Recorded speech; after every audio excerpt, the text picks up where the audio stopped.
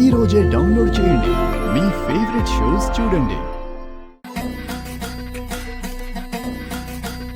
నువ్వు ఇంట్లో ఉండగలవేమో కానీ నా మనసులో కానీ నా లైఫ్లో కానీ నీకు స్థానం లేదు లేదు.